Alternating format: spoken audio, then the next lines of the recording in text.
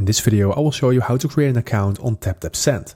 So if you do not have an account yet on TapTap Send, then I will show you how you can create one. So first of all, you're going to open the app. So download it from the App Store or Google Play Store, or go to your browser. And from there, go ahead and click on Sign Up. And once you click on Sign Up, you need to fill in your phone number in here. And after that, you need to click on Next. And then you will get a confirmation code to this number. And then you just need to fill that in and then click on Confirm. So I'm just going to fill in my number and then click on Next. So after you have done that, you need to fill in your email address and a password. And then you need to confirm that password. And after, you need to click on Next.